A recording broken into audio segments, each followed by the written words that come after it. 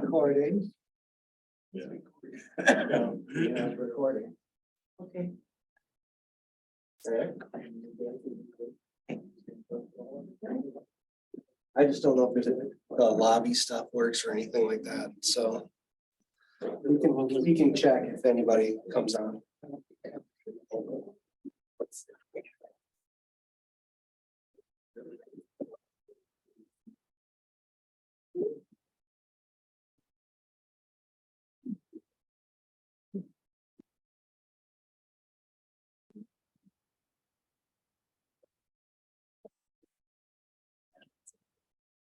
Oh, there's a screen.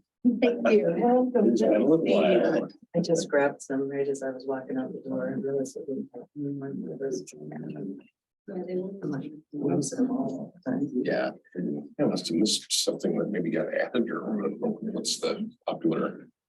First thing, that's the big item. Is there anybody in the lobby here? I didn't look at it close enough. Oh, It says two participants. participant. There. Oops. Go back up. Click on the people. Boy, this is. Right there. I do. Yeah. Yeah. Up at the top, now you can click the bullet. Yeah, why? Close that No, box. Galen. No, Close that out. close that box. Yep, and then see Phil Carlson is it. There you go.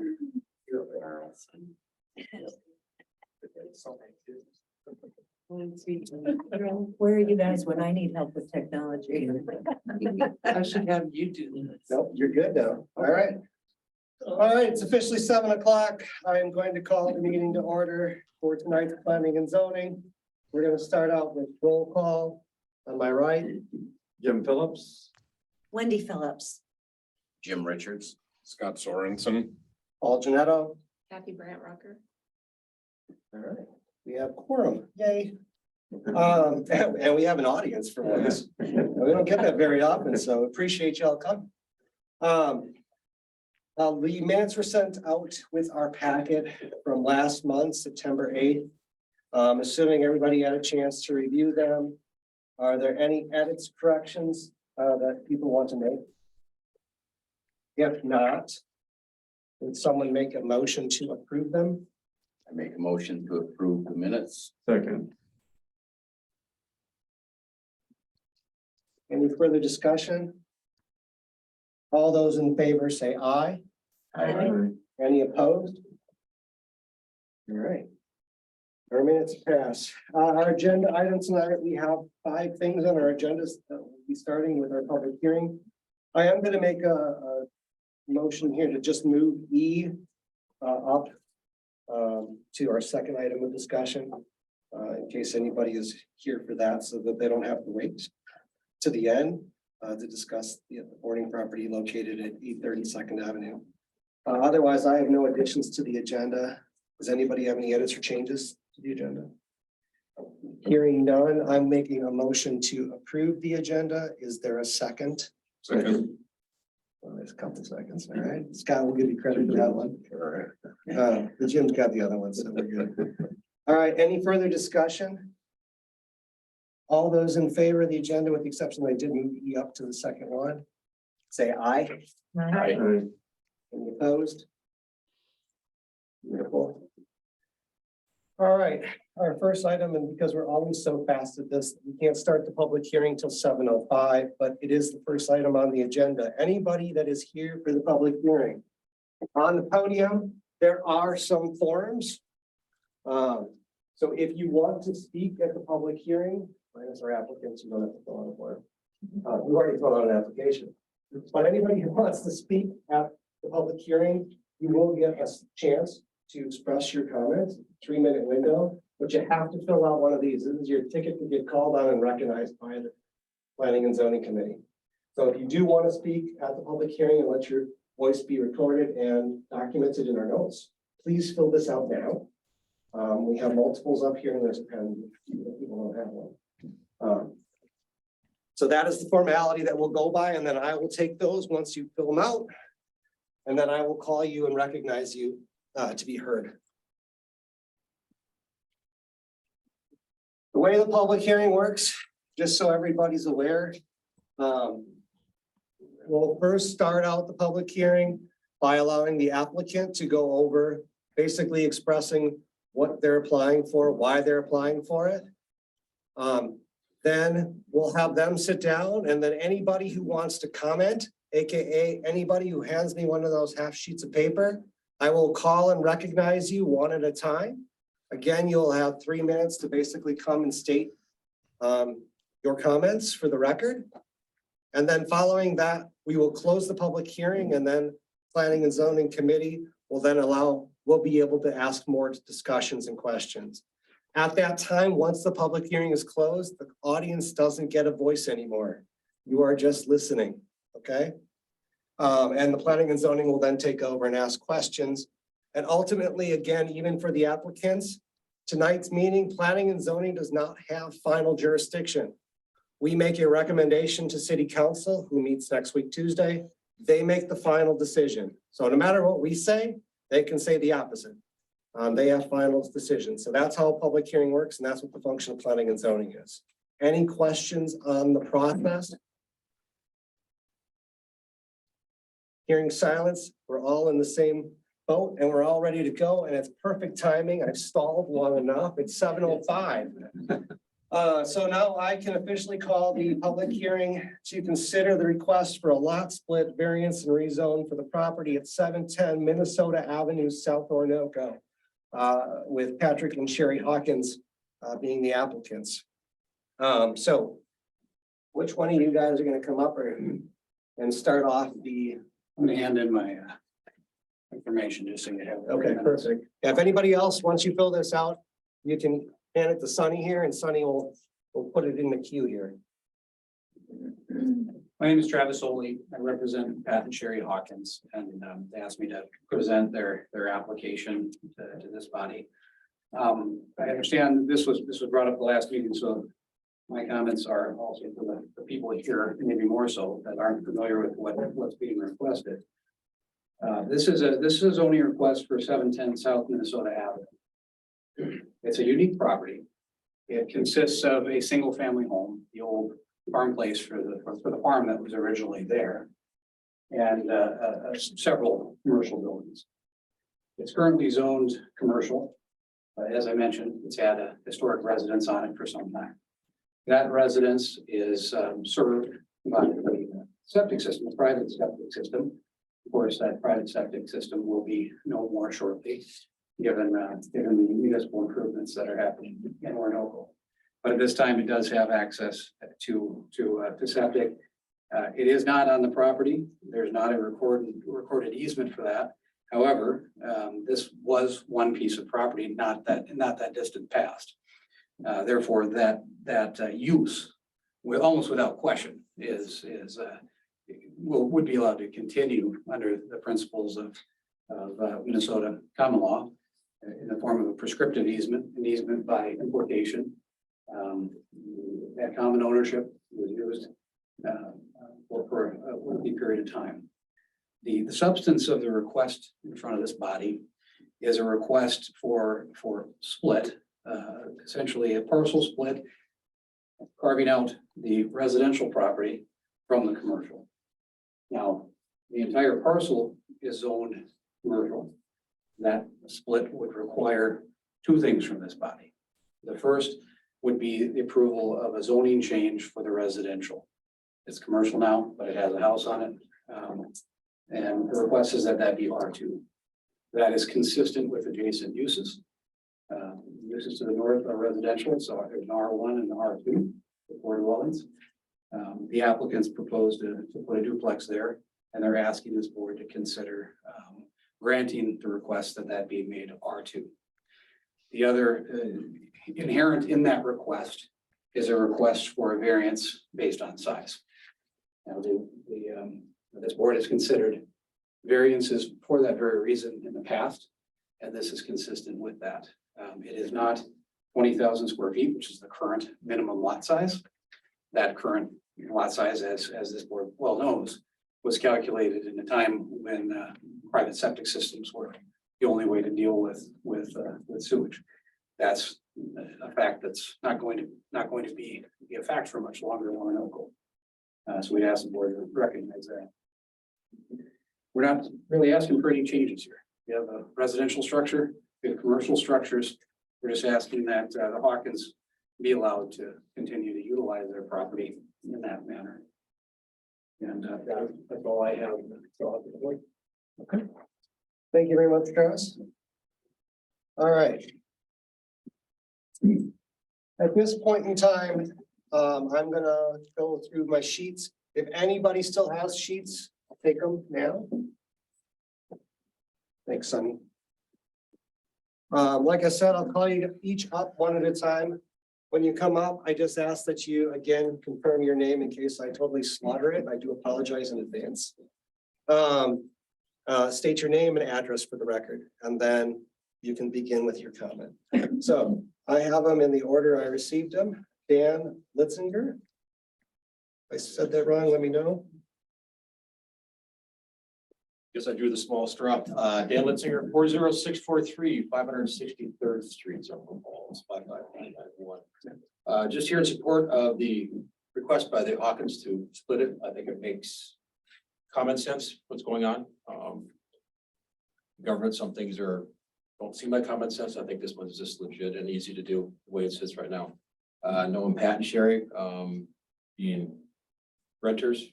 I think they would really make their property worthwhile.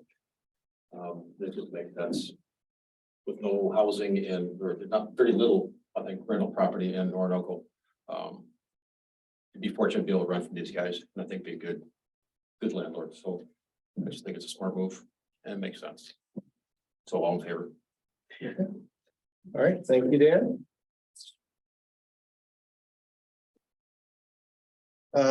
Don. I'm Cooler, County Planning. I'm the inspection supervisor, so I oversee the well and septic program and the building officials and the wetland program for the city of Rochester. The reason I'm here, I heard that you're dealing with this site and these parcels. We have no known records of septic on any of the parcels that they are dealing with for the business that he's splitting off or for the house. So as he stated, the septic's not on that parcel. There is no known legal easement that we are aware of. I have a question for the people that are doing it. Are you splitting that house into a duplex type scenario where there's two different facilities? Two dwellings? Well, a single dwell, well, yes. One dwelling, but is it two different units? That would change the water use of the facility, and so you would have to put a new septic in to make this system viable, so the house viable. Or you have to wait the period of time to connect to the city services. It would be a change of water use, so the MOU for the city of Orinoco would no longer apply for this scenario. So you'd have to wait to do the septic or do a septic now and then, or wait for the city services. Based on the septic code, chapter 7080, and with the MOU we have with the MPCA. And then for the business that's there, we know no septic for that property either. And since it's a business, you would be required to have an operating permit for that site in the interim time until you're able to connect to city services. So you have to contract, and Gopher Septic is primarily the one that does it in the area. There are a few others around, the main ones that I know of that we deal with. The county has an $85 fee for that, and Gopher has a substantially higher fee, but you pay it as one lump sum to them. So that's the comment I have for you. Great. Any questions of me? Thank you very much, Don. Thank you. And the last one I have here right now is Josh.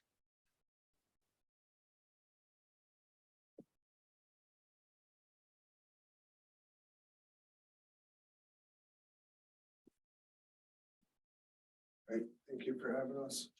We're just here, we're the neighbors directly across the driveway from the property. Could you just, for the record, Yeah. state your name and address? Oh, yeah, Yeah. sorry, Josh Sather, 720 Minnesota Avenue South. Could I ask that anyone who comes up to the podium just podium, just speak up so others can hear. I guess my only concern with the septic is, you know, nobody's lived in that house from our understanding since like 71 when they built our house that we live in now presently. They did put a new septic tank in for that house. And ever since then, everything we found from talking to Reed, the house we purchased, the documentation, the records that we found show that house hasn't been used since 71. So the septic, you know, who knows what kind of condition it's in. Last year when he started renovating the house, they had a water break. All that water flooded my front yard. I was out mowing on a dry, I think July, August day. And I was spinning out, wondering what's going on. My front yard was full of water. So if that's septic, if there's any issues with it, my front yard's gonna fill up. So I mean, just, and there's no easement in the sale of the house. There's nothing stating that we would have to be, you know, work out anything with the whoever purchased that property regarding the septic. So, you know, that's just our concern that, you know, with the problem, the condition that it's in. You know, so that's all I have to say. Thank you, Josh. Yeah, thank you. Does anybody else have a sheet or want to speak up in the room? This will be my first call. Do we have anybody else online? I see Phil. Hey, Phil. Is there anybody else in the waiting room? I'm not seeing. Yeah, just go away, just let my people, if there's anybody, just close those. You think you gotta close the front one first? This No, one. no, next.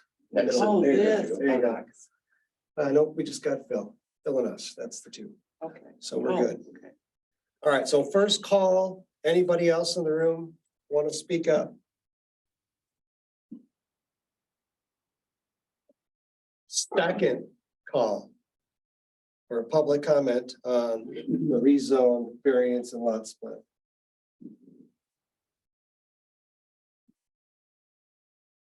I'm gonna make a final third call for anybody to speak up on the rezone lot split and variance for 710 Minnesota Avenue South.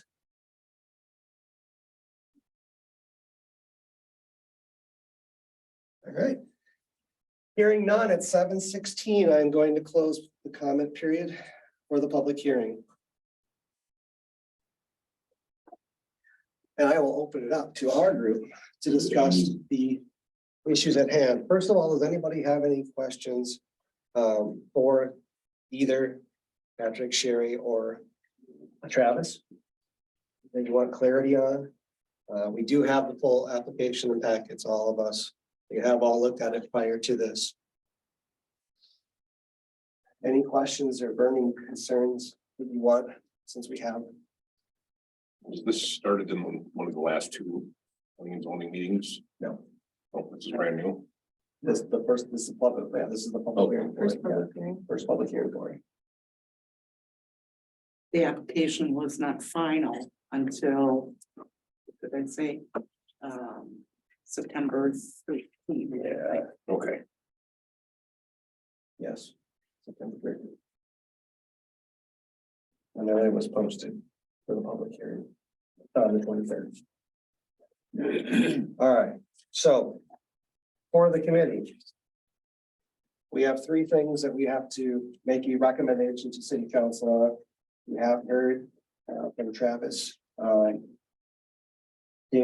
Don as well about the septic system, as well as Josh, one of the neighboring properties.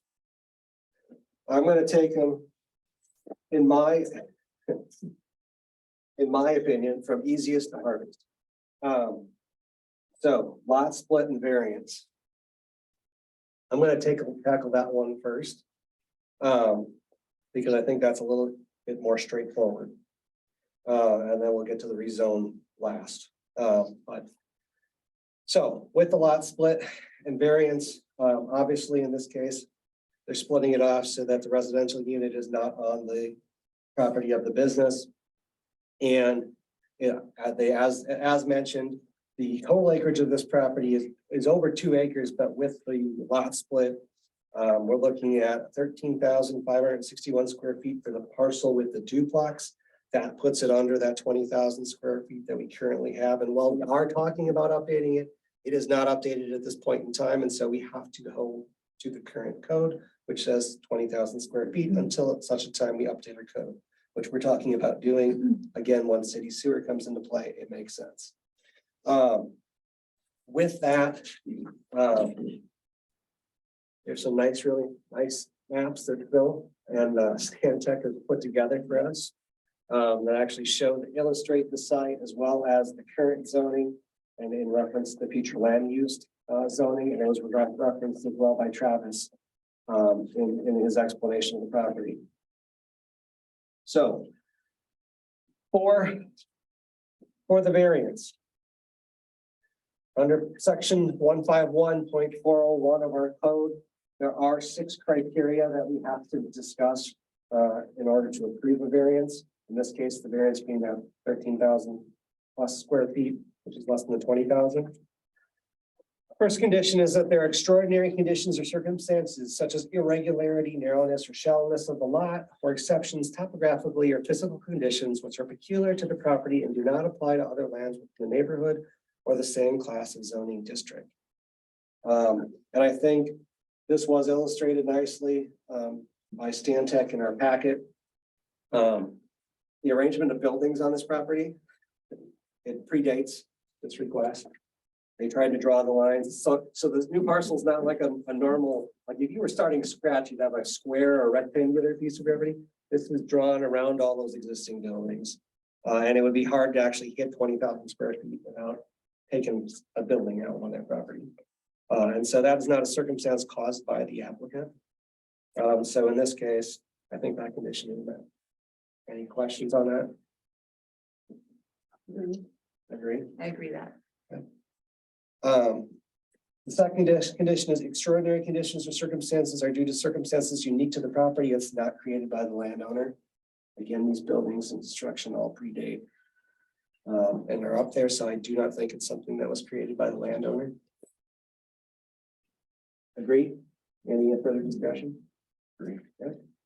The variance is necessary to overcome practical difficulties in complying with the zoning ordinance. So the property can be used in a reasonable manner. It has been and is an R1 home, even though no one has lived in it apparently since 1971.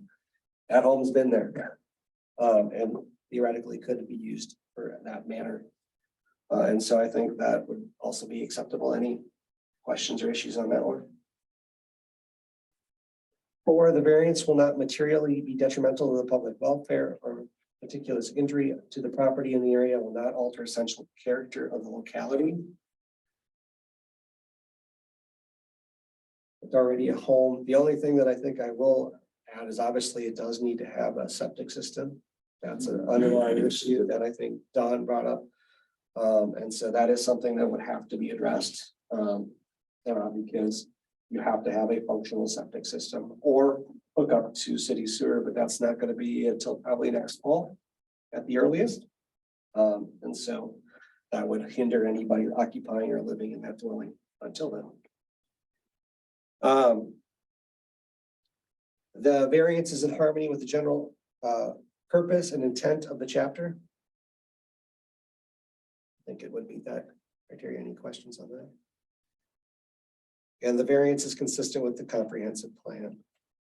That one's gonna be That one's in gonna come up with question that. by far, yeah. To me, that's gonna come up with the rezone. So those are the conditions for the variance. And then the lot split itself, the key thing with the lot split is that it has to have an access road, and per the plans and in the application, there's going to be a shared driveway of which that property would be duplex, which split off of and have access to a road. That's an important part. It obviously has to have support the sewer needs of the property, which would obviously be a key piece of our findings of fact as well. So as far as the findings of fact for the lot split and variance, Fact number one is our current code has a minimum lot size for one family and two family homes of 20,000 square feet. Fact number two, the proposed lot split resides in a new residential lot of 13,561 square feet in area, which is less than the minimum code. Fact number three, the proposed lot line in the lot split separates the existing buildings on the property in a reasonable manner, considering their existing locations. Creating a larger parcel meeting the 20,000 square foot code would be difficult. Fact four, the lot split would not change the location of the buildings, therefore the variance does not alter the character of the locality. And fact five, and this is the variance section that we just went over, the 151.401 of the Orinoco zoning codes. It meets it as long as it's conditional on the rezoning going through, because with the comprehensive future land use plan, that is actually deemed B2, yeah, business district 2. So in order for this to pass, there would have to be two conditions for approval for the lot split and the variance. Number one, we have to administrative subdivision of variance can only be approved if this is rezoned to R2 as it was submitted in the application. And two, the city engineer and building official have to verify the property can support the two dwelling units, meaning all applicable engineering and building codes. And three, I would add that as a viable septic system that meets current standards of Olmsted County, or connection to sewer, whenever that happens, has to occur in order for that to also be approved, because those things have to be in place. Any further discussion or thoughts from the committee? Well, the only thing I wanted to add to it is during their construction that they were doing without a building permit that had expired, they were giving multiple cease and desist orders to be done, and they were ignored a total of 3 times during that time. Yep, and that was in our packet as well. Letters of cease and desist that were submitted by the Orinoco building inspector on 8/4, repeatedly set up on 8/16. And then you guys had a follow-up meeting on the 22nd of August. I guess my only concern, based on what I'm hearing and read in the packet, is if we would agree to allow to go ahead if they met the requirements for septic, is would they comply before using it? That would be my only concern based on What's happened in the What's past, happened in and the we've got a past. history. That's Well, they not couldn't good. have occupancy permits until they actually had a viable Right. septic system and septic inspection. Well, there was also a building that they But just that- totally said no to, so. That would though then be a legal issue for the city attorney and obviously even for someone to rent or have a legal rent to the Yeah. property. so we would have to monitor. It would have to be monitored. You know, there's also different things too, when you start looking at the codes that we're playing around with on separating these lots and businesses from R2 and also to B2. So when you start looking at it under 151.084, taking a look at what needs to be in there with the division part of it, okay, to separate those properties. You know, and I don't know if there's enough room to be able to do that. So that would be an issue with what goes in, just looking at it that way. Also taking a look at the other property that they have right now. If you look at 151.054 as well, Just looking at the number of buildings that there are, that are existing for, I believe, 4 different businesses that they operate on that property.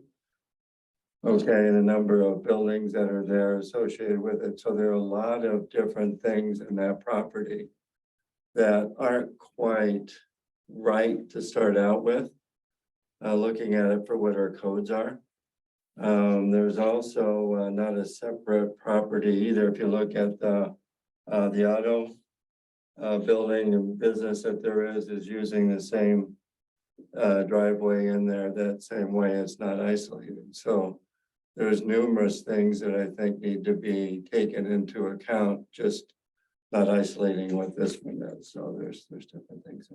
So you're referring to the accessory buildings, the number of buildings on the property. Yes. But all existing buildings are essentially grandfathered in. Any new construction falls under those codes which have been updated. So that's the thing we have to be careful of with that. Okay, I'm also looking at that little section that there is there with another property that sits right there. It looks like a separate housing thing that's off to the corner. It's not highlighted very well in the picture.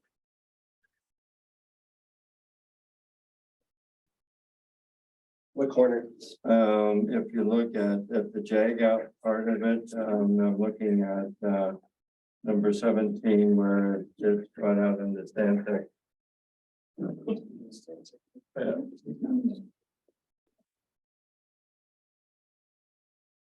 And I'm just looking at the closeness of that building to where that lot line is that they have drawn. I don't know if there's enough room in there to be able to do that, that other house or whatever you want to call it, the building that's there. The setbacks is what you're talking about.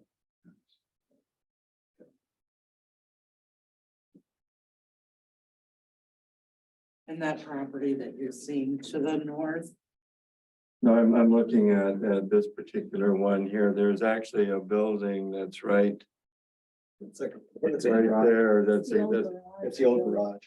but there's a business that's being done there that's being used for something, not as a garage. right? I was just gonna point out that this property to the north of them, Josh spoke earlier, that's his. And I think you were concerned or wanting a fence if you, or some, if you could come up, I'm sorry. I don't mean to digress or anything, but just to help you with the picture. So to the north of the property, just across the line, that'd be our big barn, I think, if that's what you're referring to. Otherwise, there's a fence line where so there used to be a drive-through where you could go from Pat's property all the way through into to our front yard. Pat put up some boulders, stop traffic from going through. I put up a fence to keep my dogs on my side. But I mean, if you're gonna split it up and put that many businesses over there, it wasn't a business. I mean, yeah, Reed had his snapper lawn care out of there before a long time ago, but it was a residential. That was the shop and the sheds down there, one business. Now, if you're gonna have 5, 6 businesses down there, where do you divide the line? I mean, if I'm responsible to put a fence up, I'll do that. That's not a problem. But there's 6 fences down there. I mean, I think the guy's gonna split it up with that, or 6 businesses, maybe a fence to divide the property from the business. We used to have a slope in the far back hill there. He cut that back, put a 6-foot retaining wall. And now there's just a straight drop back there for the one business. There's no fence line. I think something to divide the residential from the business would be appropriate, especially with that much traffic back there.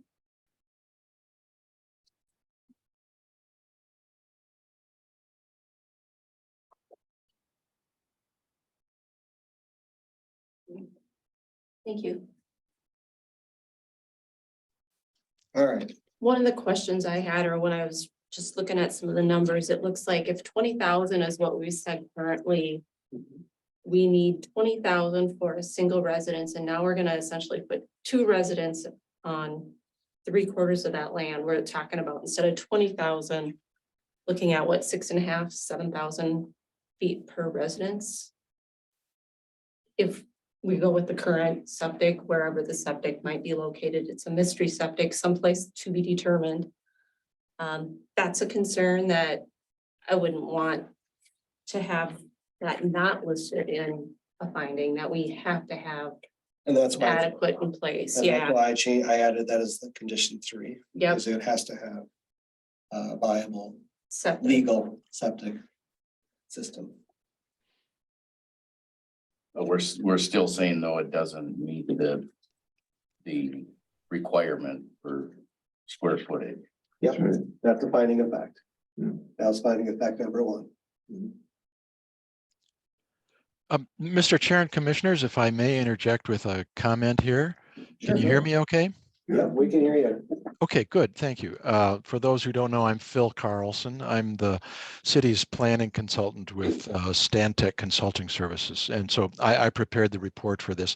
And there's an item that came out here tonight that I wasn't aware of, which is that this house has not been lived in for many, many years, since 1971. Do we know, in fact, that that's the case?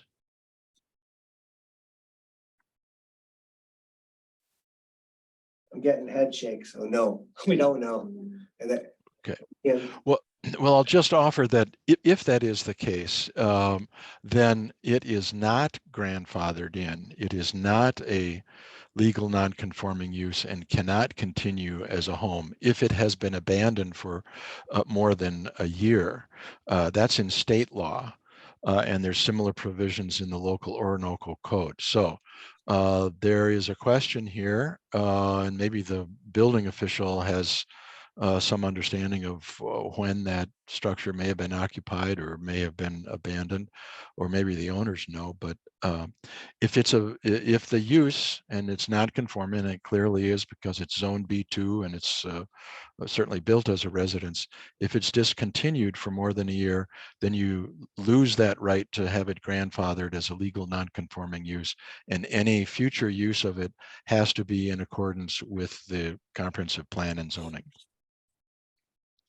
thanks for that important piece, Phil. So do you know in the past year, has anyone lived in that residence? Not since, and how long have you owned it? 2 years. 2 years. So 2 years, Phil, is we could guarantee that no one has lived in that house. Okay, well, that I think is an important point in your consideration of this, that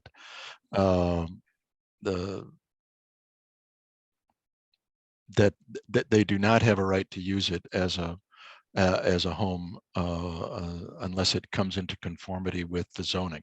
Now, if ultimately the city council decides to change the zoning, then of course that's a different ballgame, and then it could be put to a use that would be allowed under that zoning. So finding of fact number 6 is that no one has lived in that house for at least 2 years that we can certify now. And therefore, it would, as Phil said, per state law and Minnesota code, it would not be able to be grandfathered in.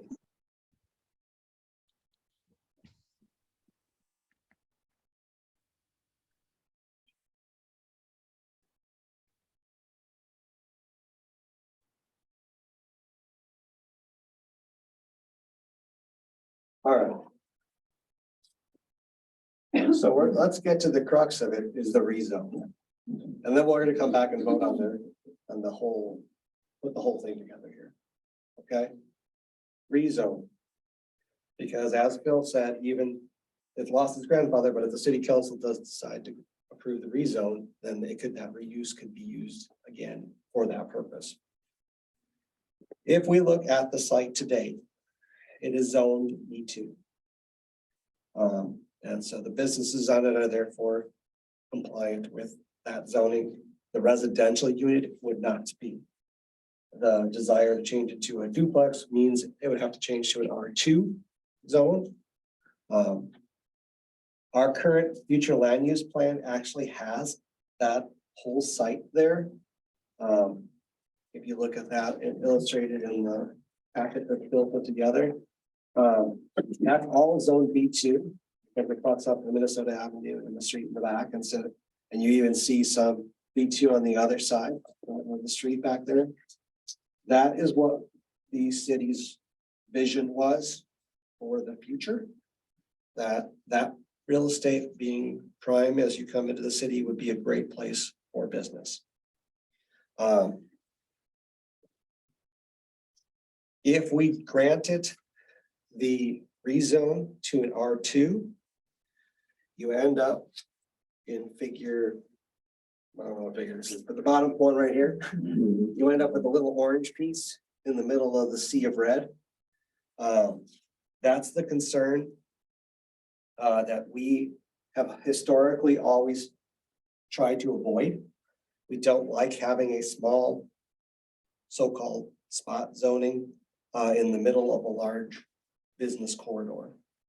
Number one, we always try to have buffering as we step down from layers from residential 1 to residential 2. And then we don't ever want to put a residential next to a M1, a B2, and we want to have buffering, much like was brought up by the neighbor. We have a green belt code or requirement for screening, buffering between lots so that you have protection so you don't have to see a business. We don't want residential people to be, you wake up and you see a business, a dumpster, or whatever is going on there. One of the reasons people come to Orinoco and one of the reasons that we have our codes is to preserve an image or countryside and feel. And so I do worry about that rezone having that impact. As that was adopted recently. That is what people in this community voted on and agreed to when we updated that future land use plan. Thoughts, comments from the committee on that? If it can't be grandfathered in, then I think is there relief? It's gonna be all B2, correct? Yes, And it can't be grandfathered, correct. so what's the discussion? Well, we have to still go through the formality and discuss it all. I just wanna make sure. Record. I wanna make sure I wasn't missing something. No, we have to make sure that we do a thorough job. Well, with that being said, that if it was rezoned, then it could be grandfathered, correct? Correct. Okay. Once you if the city No. council grants the rezone, then you could now put things in that zone, whatever rezone it would be, R2 in this case. Then you could do the legal things that we allow in R2, which in case this would be a duplex, which would be a legal conforming entity. So the thing I guess I would be concerned about in looking at what Sandtech has put together is, would we be setting a precedence if we allow that spot zoning right in the middle of a B2? Will it come back to haunt us? That's what comes to mind for me. Because if you do it for one, you're setting the precedence, then you're gonna be on the hook to do it. It's a great point. It's one of the reasons the city puts together a future land use plan is so that we have a united vision that residents moving in know what's going to be next to you in the future and not suddenly be changed for different purposes. So it is set there to help guide the city. Future land use plans, though, as you know, also get revised every so many years. And so 5 years from now, we could relook at the city plan as a whole and change our vision as a community. Again, be voted on with public hearing and everything else like last time, and it would go through the same formal process. But as of right now, that is, as you've seen drawn, is all slated as B2. Other further comments? So basically, just to review our options, I mean, we have two straightforward options. One, we can recommend city council approve the rezone from B2 to, in this case, R2, because they want to have it as a duplex. Or two, recommend denial based on our findings. I know, Philip, you had asked about a potential interim use permit, which we currently do not have in our codes, and that would require a whole code update, which also requires a separate public hearing, and that's a long process, and so I don't really see that, quite frankly, as a viable option. We either recommend to city council that we really endorse it, or we deny it. So since this is a big issue that everything's, Yeah, Mr. Chair, if I could just say, you're correct. As for decisions tonight, it's either approve or deny, and you can certainly modify that approval or denial from my specific conditions. But yeah, the interim use would be a longer term and is not an action that you can take tonight. So based that everything else is really contingent on this. Any further discussion? Thoughts that you want to get expressed? Otherwise, does somebody want to make a motion for the rezone from B2 to R2? I make a motion to deny the request from B2 to R2. Is there a second?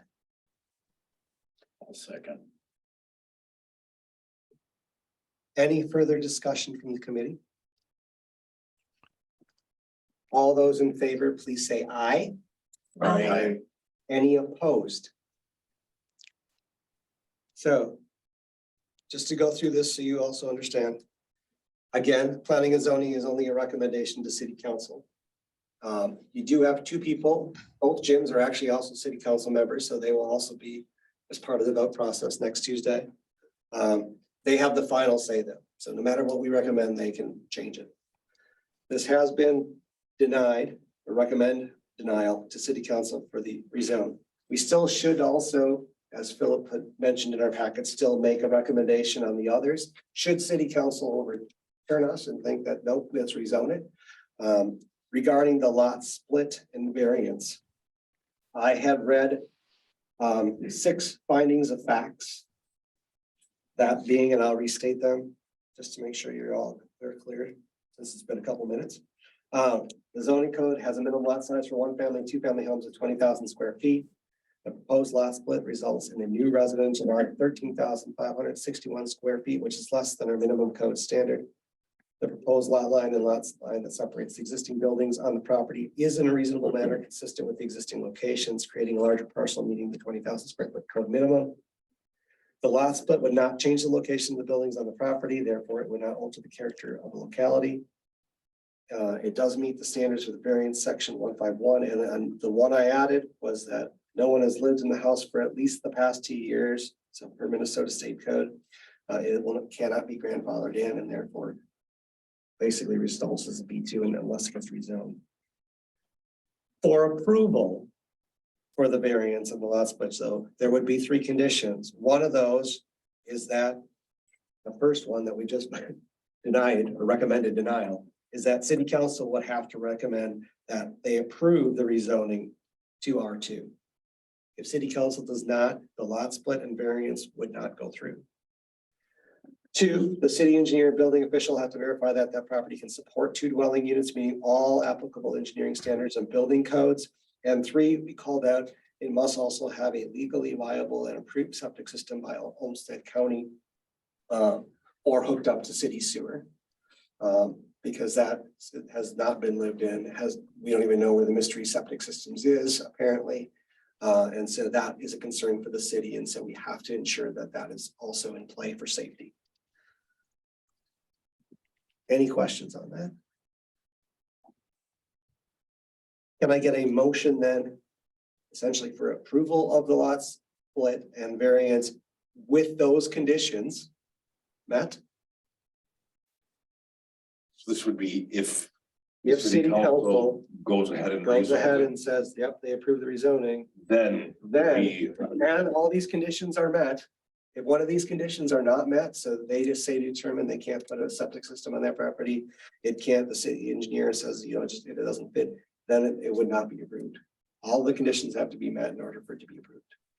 I would make a motion to approve if all of that was met. I'll second. Scott made the motion, seconded by Kathy. Any further discussion? All those in favor say aye. Aye. Any opposed? Okay, so on part 2, with the conditions listed, the finding of facts for approval is recommended for approval. Again, has to be rezoned to R2, and all those conditions must be met. And that is important before somebody, and I think the concern brought up by Some council members were is that compliance to all of those would be met before somebody would move in there, not only for the safety of those individuals, but the community. Again, these are recommendations. These will be, I will type these up tonight. I will get them to city council. And on Tuesday, they're the ones who are gonna actually talk about this again, and they will make the final determination. Any questions from you?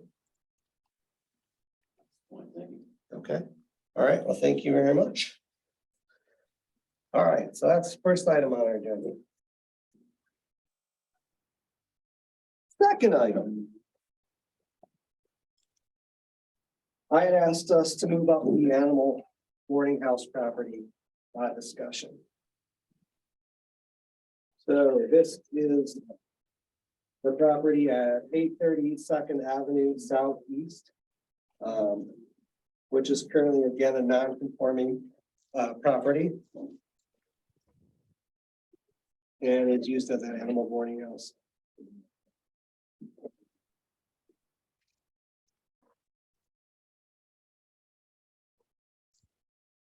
Losing our audience. This isn't as exciting apparently.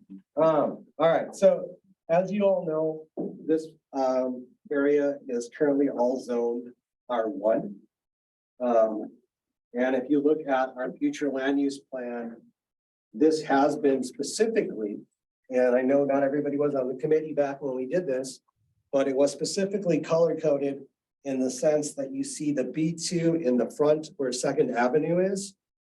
And then the orange color for R2 behind it. The reason this was done is that, as Phil had mentioned, Becky, we kind of do that step down approach between business, R2, R1. We kind of like to have that system and buffering zones. If we don't have that, then we really want to make sure that those greenbelt requirements, that trees, plantings, fencing is there to then have residential screened from any business, manufacturing, etc. And so because we had known there was an animal boarding house there, which by the way, has been there for a long time and we haven't had any complaints that the city is known of. Not during my tenure. Not during your tenure, and not that I'm aware of. So they must have been good neighbors. And so we purposely had planned that out as a B2/R2 area. However, for the packets, you can see that the original one had conditions, right? When it was originally way back in the day approved, there was time restraints on that, and that has all since expired. And that's why we're in this situation we are right now, with it being quote a non-conforming use. So with that, the city attorney and Stantec have put together some information for us to discuss. Stantec, Phil, do you want to go over the two? Do you want to go over the two since we have you on the phone? Right. You want to go two approaches? Sure. Yeah, Mr. Chair and Commissioners, in my memo to you, I outlined two basic approaches that if you think animal boarding could be appropriate on this site, on this property, then you could, and it's currently zoned R1, you could simply add that use, animal boarding, dog kennel, however you want to term it, as one of the conditional uses listed in the R1 district. And of course, the downside is that if you add it in the zoning code, then it's available to every R1 property in the city. So maybe you would want to limit it in some fashion. And I, give example that maybe you'd keep a lot size bigger for that kind of use or buffers or something of the kind. I should say that animal boarding beyond a certain number of animals as pets is not a common thing in the zoning codes of cities that that I work with, and I've worked with dozens of them across the state in residential zones. So it is something that has you know, some concerns, some impacts, and so having an animal boarding, dog kenneling facility in a residential neighborhood is really not something that I see very often. Um, the second would be to rezone it, because there are zones, B2, that allows animal boarding, so you could do that. And then that brings into question, well, what is the pattern of land use that's appropriate for this site? It was intended, as you noted, Mr. Chair, in the discussion of the land use plan, that the front half of this toward Second Avenue be commercial, and then the back half be residential. But that's backwards from what the use is now, because my understanding is that the dog kennel is largely in that outbuilding on the back half of the property. So if you rezone the entire property B2, we'd lose that transition to the multifamily and to the residential uses behind, as well as to the north. So there are challenges and complexities to this, no matter which way you go here. I think it's important for the commission to be comfortable with what they think is the realistic and appropriate land use scheme for this part of the city, and you know, have the land use plan and the zoning reflect that. This is a use that is kind of an outlier in this location, given both the current zoning and the future zoning land use that has been anticipated for the city. Thank you very much, Phil. Appreciate you being on the call tonight. So I'll add a couple things from a historical perspective. One, obviously the city has a conditional use permit in B2 for animal boarding. As Philip says, not traditional to have animal boarding in residential zones.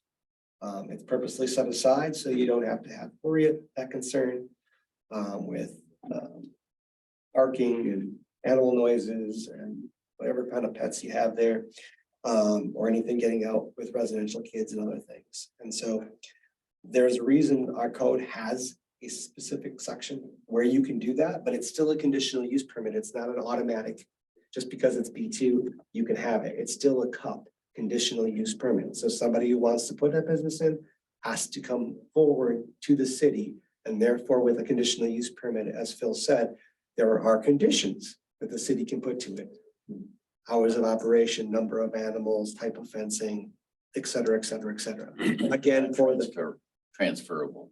transferable time limits, like the original, right? So there are things that's how a city or area controls that, so that you make sure it's in line with what the city and residents want. Okay. So in the two options that Philip has presented to us, I am not personally in favor of adding it to R1 as a conditional use permit. That opens up a can of worms. Right? And that just says now anybody can apply for a conditional use permit. And so you don't want that, in my opinion. It is allowed in certain zones for a reason. And I think we should, there's a reason. Our code was written for a reason. There are times we need to update our code. This is a time I believe they actually got it right. And it should be in certain zones, and B2 makes sense to me. Agree. Do you agree on that? Yeah, I had a chance to go in and go to this facility Okay. and visit it unannounced, just so I could get a good feel of what was going on. I was quite impressed with the facility itself. It was very clean inside. It was well run. They had put in a very high-end UV light system that there is to kill any bacteria of anything that there is inside the system. I mean, there's a lot going on inside there. The thing that I did find is that if it gets sold, the house would be, ended up being rented.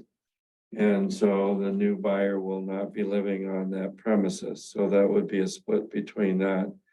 And they're planning on putting in a new bathroom. There is in the barn itself, which would mean that we need to have a water hookup and a sewer hookup that needs to go to that separate than what there would be to the house. And I don't think we had that in the planning. I think we only had one there was for hookup, but I think that that's something that needs to be addressed. So when they sell it, at least it's all done compliant to what needs to be done with coming with water and sewer as well. Great points. Well, and if the future land use plan map that we have here is really the direction that we want to go, then the property is flipped for the buildings. The residence is in the B2 portion, and the kennel, the Barn. kennel, the barn is in the R2. And so you've got an It's issue a- where you've got a residence in a B2 and a business in an R2. But I So would think- that's a challenge. The only thing is, if we were looking at the recommendation and we still left it as what I think you were talking about is leaving it as a B2 and then having it as what is it, an IUP, interim use permit off of that one, I think would be able to satisfy it going that direction. Again, because there's been no complaints that we were able to find ever on that. And I think there's a need inside the town. Everybody that uses that facility loves the facility. You know, so I think that the need is there for us to be able to do that. So I'd like to see it stay in there and try to find the easiest way around it. So if we did some type of a use permit or a variance off of that, so that we could do it and still keep it as a B2 would work for the future land development with that exception. So are we talking about changing the back half of the lot from an R2 to a B2 and putting a conditional or an interim use permit on the front part that is in a B2 that is a residential unit? I'm confused. What, because we still have a business in a residential portion and a residence in a business portion. And I'm not sure, are you talking about the interim use permit? Would you have to have one for both of those buildings because they are in the wrong zoning? So what I instead would have envisioned is you'd flip it right now. Yeah. The red would become Okay. orange and the orange would become red. Okay, but then you Because then would, you have the business in each thing. And then if you look at the color coding, well, here's how I stick with it. okay, So if you use this, right, the house is up here where it's red and the barn for the kennel is back here where it's orange. And we have the orange buffering back here because that's all R1. Right. Right? But if you notice, we also have R1 up here, right? Yeah. So technically you have B2 right next to R1. So what I would recommend or ultimately propose long-term, just for the record, we are not making a decision tonight. Right, This is right, just right. for keeping for city, the attorneys and everybody else to know what our thought process is. Is I would recommend if we're gonna do something, then since we have, Take that corner out. Well, I was just gonna say, even though it's shown kind of a split, it's all one property. it's right now Yeah. one property, right? But what I would recommend is that we actually would flip this color scheme. mhm. Orange here where the house is. And that provides then a buffer from this R1 over here, north on this map. That north in real life too, probably. Just make, I got turned. I only can do my directions one way. Then you'd have here, but then the condition is because there's R1 back here, that's where you would have additional concerns or things around that facility to have buffering with green space fencing and other things. But you've got that right now. I mean, there's a lot of Yep. property that there is behind. Yeah, you have that behind the now, barn. It's not- exactly. But that would be one of the conditions. Yes. Then it just makes them have to keep that. That fence. maintain No, I agree so that with you that. don't tear that out, so then when, this is undeveloped land, just so you Right, know. right. There's a septic field in back back here where this square is. So when it does ever get developed, you'd want that maintained there, so Right. that's what the conditions would ensure. I agree. So that, And if we do this, the condition, what you call it, conditional. the IUP, again, we don't even have that in our code, No. so that's a bigger deal. Yeah, but no, what Jim was talking about, what was the term you used? Well, I used what was put down here, which is an IUP or where Yeah. we come up with a conditional Yeah, use permit, have IUPs. okay, we do a cup or whatever Right. that there is instead of the other. Then we could put the requirements that need to be done in a time frame that there would be to be able to work with that. and my question is, so am I remembering right that this property is going to be sold? Right? Yeah. Or it is sold already? No, it's not sold. I think they're in the process of doing Yeah. it, but they want to get all this ironed out before they move ahead. So the new buyer knows what's going You can or on. can't do on the property. Okay, yeah, okay, that, my concern was that we were talking about this for the current owner when we can't transfer if we do. We're not what there. There's we're no talking about. transfer. Yeah. I think there's some key points that you brought up. There's a need for it, people like it.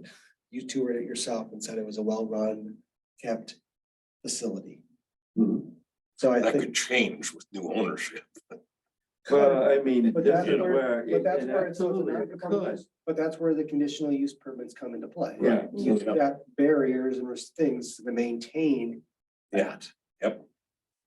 You were gonna say something, Kathy? I think we're also gonna need to get that IUP process started, because it's gonna be something, maybe it doesn't happen to hit on this property, but long-term, the next 2-3 years, as things are changing and progressing, it just might come into play.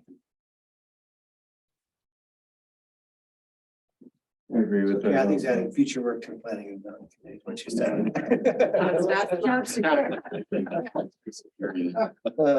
Yes, Well, it did. we have to update codes if we don't have that in there. It is something that could be added. And then it gives you another option in your a tool in your tool belt. Mhm. Mhm. So are there any particular challenges in taking those two designations, zoning designations and flipping them? So because you're making a change to the future land use plan, it would still have to hear a public hearing. So all of these things, if we add the code for an IUP, goes to public hearing. Make a change, anytime we make a change to code, it would go to public hearing. Phil, did we lose Phil? Oh, no. Did he just hang up? I didn't disconnect anything. Maybe you had to jump on. But I mean, we're Yeah. looking at the future land map off of that. Yeah. There he is. versus What's going on right now. Phil, Yes, the question came and I just want to confer with you. On the future land use plan, if we were to flip the colors, because we're changing the future land use plan, that'd go to public hearing and be voted on, and city council would have to approve it as well. yes. Yeah, that would be the process. So that the land use No matter what. map matched the zoning. Yeah, so that's what I'm saying, is no matter what, there's a process. None of this is fast. Right. And I guess, and I'm just gonna bring this up because we just talked about it in the previous request. Are we gonna set a precedence? Because we said we wouldn't agree to it because we had that one spot in the middle. So this Or wouldn't be is spot, this this is is going to not be spot different? zoning. No. This would actually still be compliant, and like I said, because you would actually be creating the Yeah. buffer Yeah. for this. Yep, yep. If this zone was not R1, then we Then we would not want to, Right. because we want to be consistent. We say no spot zoning, we have to stay that way. It's consistent throughout. So that's why we always need to look at the future land use plan and our codes. Because when we make decisions, we should be consistent. Mhm. So that's why this is not that scenario. Okay, good. I just Want to make sure we stay out of that. We have to, situation. yeah, we don't want, You don't know, want if they notice you don't want a someone and perception of then, you're yes, doing- yeah. so, Yeah, because there's gonna be a lot of this stuff coming up here Yeah. with what the changes And, are. and in truth, as a resident myself, right, I look at this and I wanna know what, if I lived here. I don't live right here next to them, but if I did, I'd wanna know what was gonna be there, right? Mhm. So you have that, or in this case, it's being sold, so as a buyer, I wanna know. Mhm. Yeah, and I What's gonna agree, be. we need, I mean. It's something that we need in the community. So. We do not have to make anything on this, but this will be written up, and this is obviously, well, we have the mayor and two people from city council here. All things and processes that will have to be talked about, and to Kathy's point, there will be stuff that planning and zoning will need to put together. And we can have a list to help us stand picking others, but for IUPs and stuff, because we don't have that in our code, so getting that language added. What we think that should be, and then when we have us finalize that, then it goes to a public hearing. If it gets approved, then we go to council.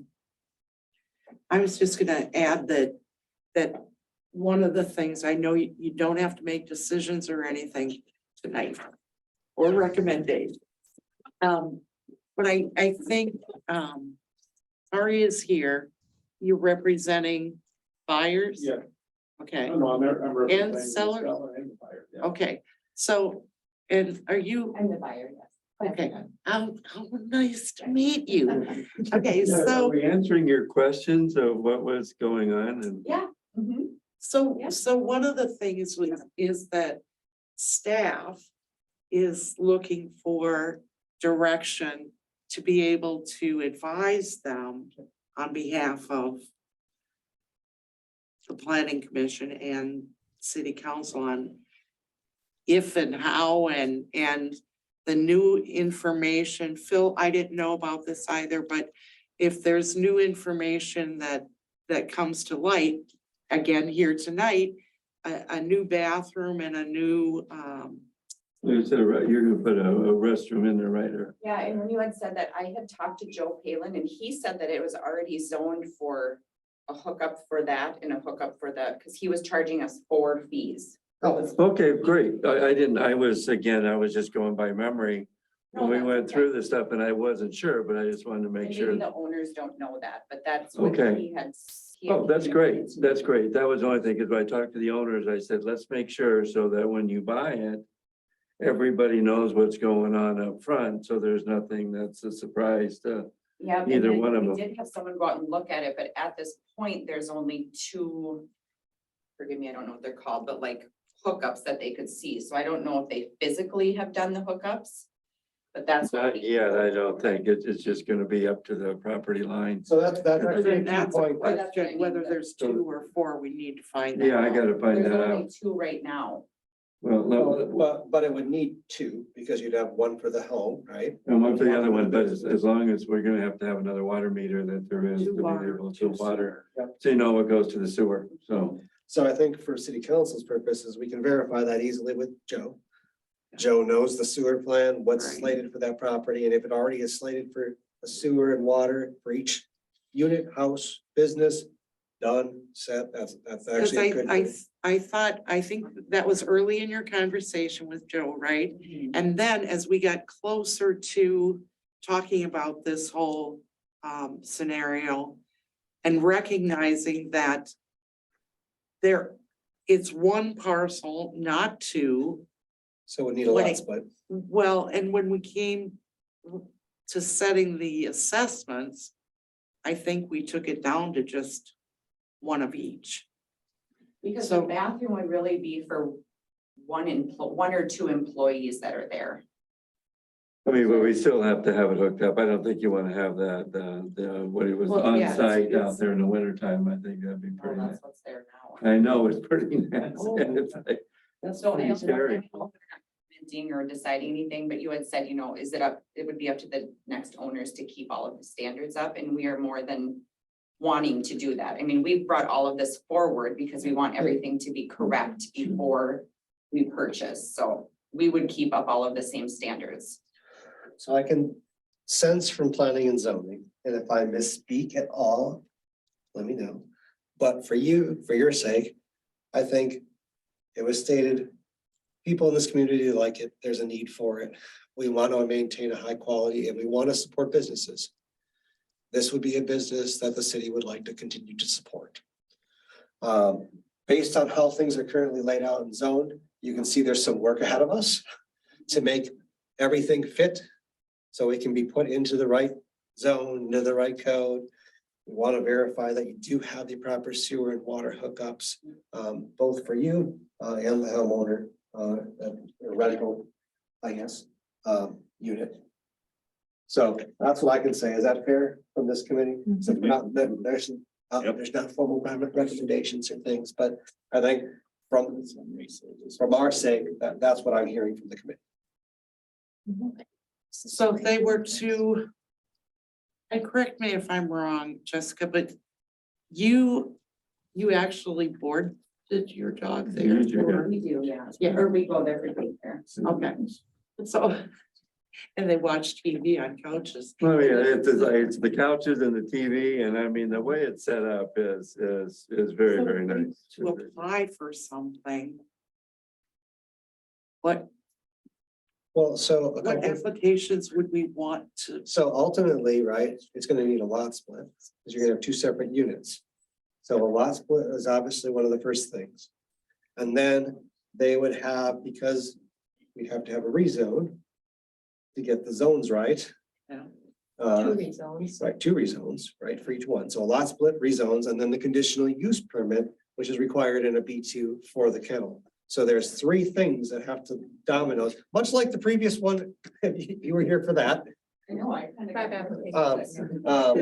Total, Yeah. but I guess for their half, because they're only be maybe looking at the back piece, or unless they're buying the front piece.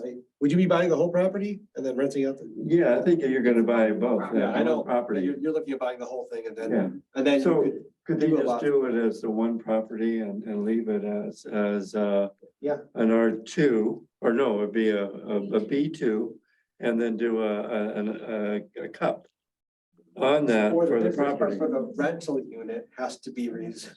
Okay, okay. Right, so that's where we get into, right, because it's one property, one zone right now. It's not the magical line. That's right down the middle of it, I know. It's right through the middle. Is not there now. It's one zone, one property. And so that's where, to your point, it's gonna need the same three things that the previous applicant needed.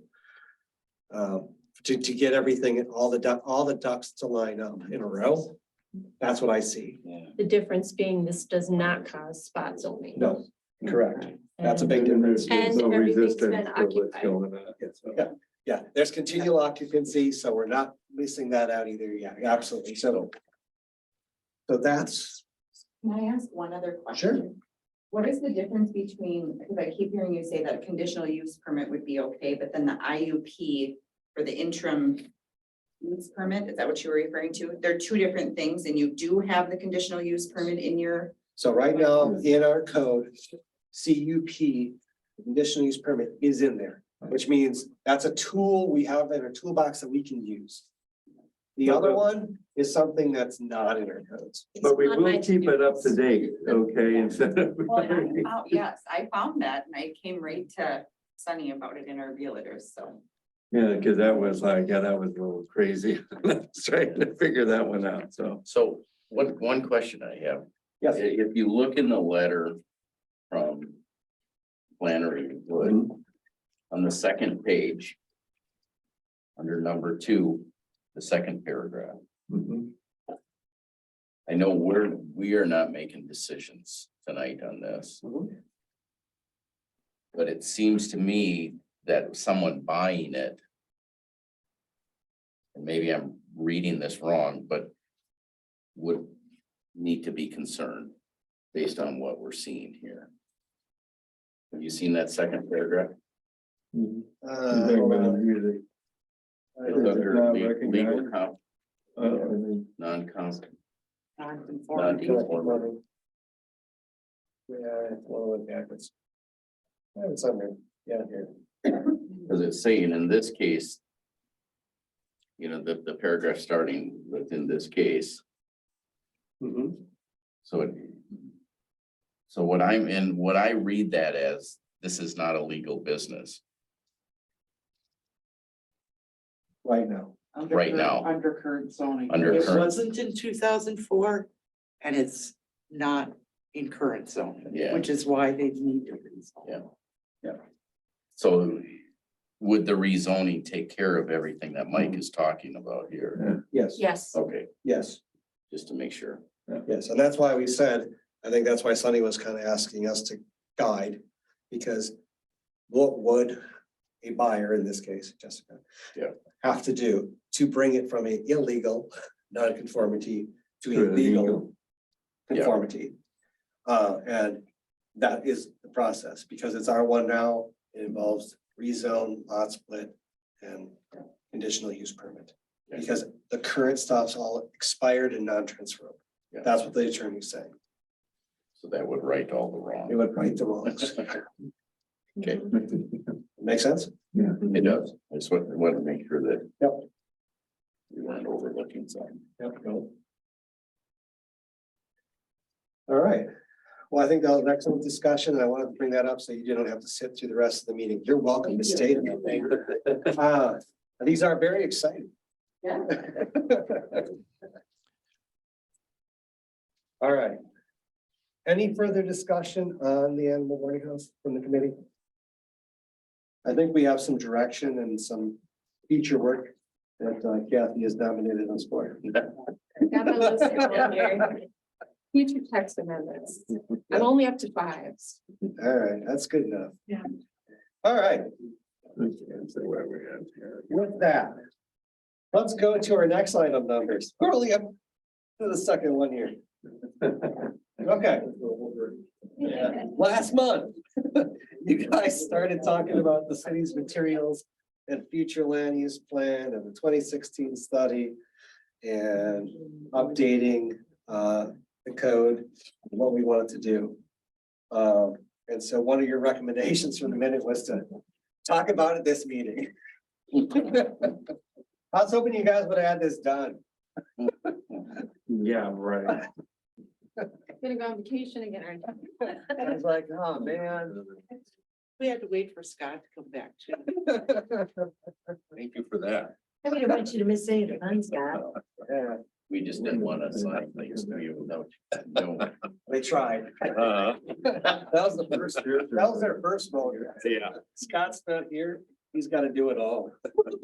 They look at yours, they get mine. And so. Sonia, one of the things in the last minute said you were gonna bring some recommendations and also pull out some stuff. Did you have time to do that or no? No, because I was, you would be assessed, special assessment. That's fine. Sorry. That's fine. What I might recommend is because Sonny has been swapped. With just a few other things on her plate. That we actually table this and postpone it to next month. Yes. And I'm gone next month. I did not table it. Just because I want to give Sonny, in all honesty, time to prepare stuff for us and to make it a meaningful discussion. I don't want to waste anybody's time. So is that a motion? I am making a motion to table it. Is there a second? I second. Any further discussion? All those in favor say aye. Aye. All right, anybody opposed? Beautiful. All right. The next one, that was also a topic of last month's meeting, was the firearms. This is something that obviously came about because we don't call it out anywhere specifically in our code, like AKA and CAP. And so we really should specify. So we do have in our code, I should pull it up here. A beautiful table. Absolutely gorgeous table. See if I can get my Explorer open.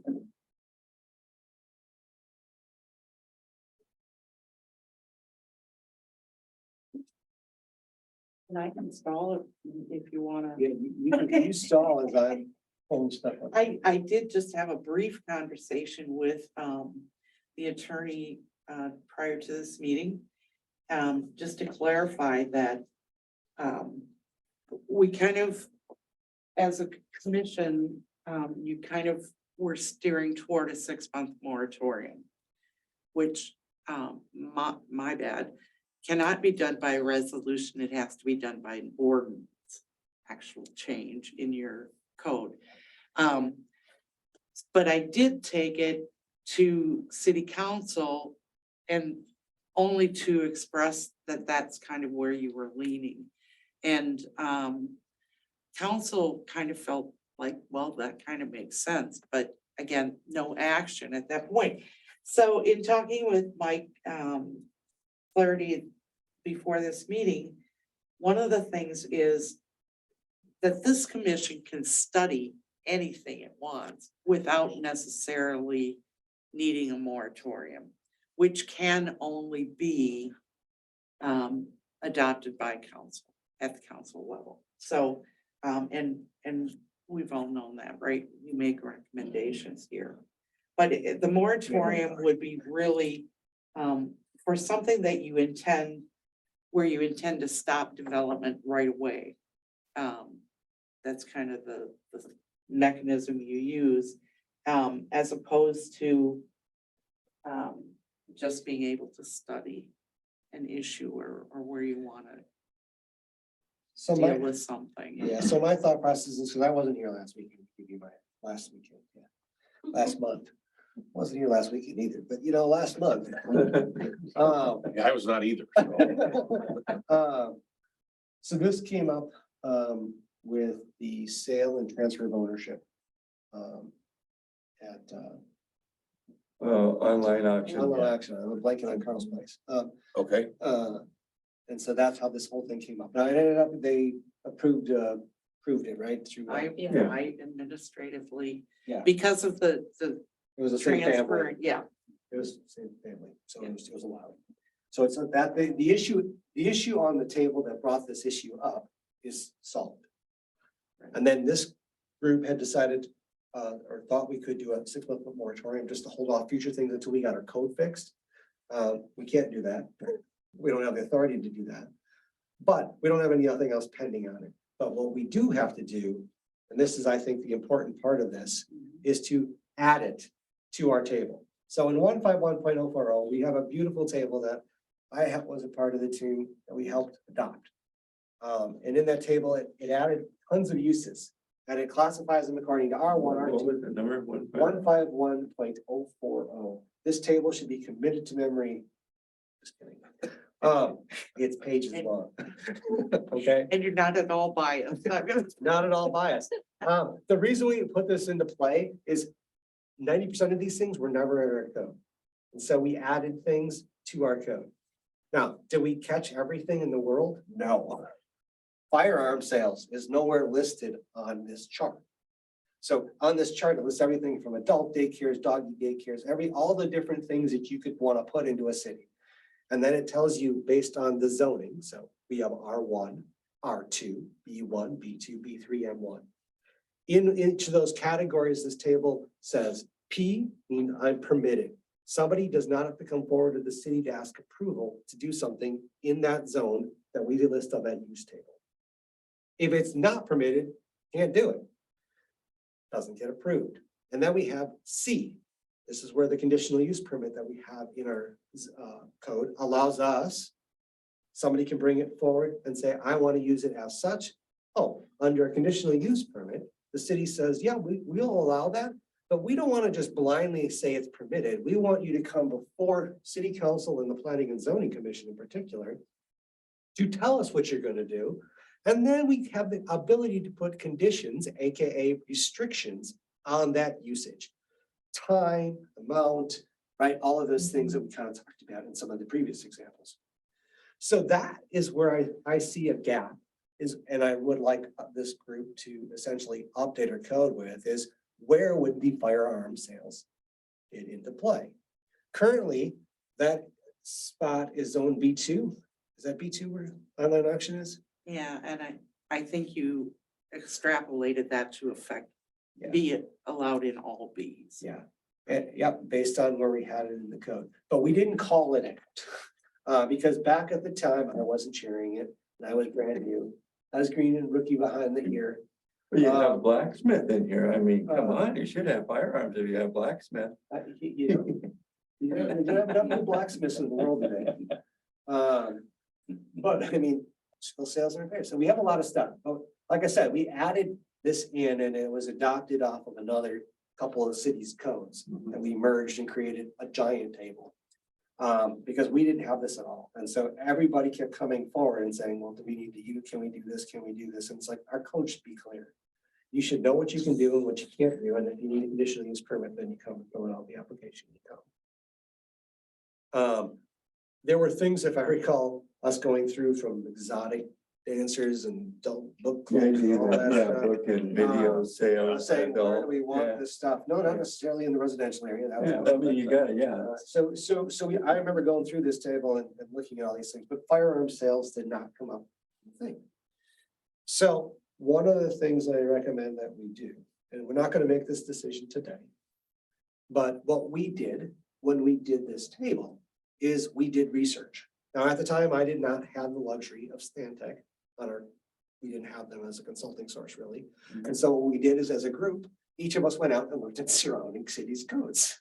And we looked not only around the surrounding cities of Orinoco, but cities that were similarly sized as Orinoco and growing to see what other codes were, you know, from Pine Island, Rochester, so neighboring, as well as outside other cities in Minnesota to even other states. And we did this same exercise for tiny homes, the tiny home community stuff, because obviously tiny homes are bigger in other geographical areas of our country. Because we also feel that why rewrite something if somebody has something that's good?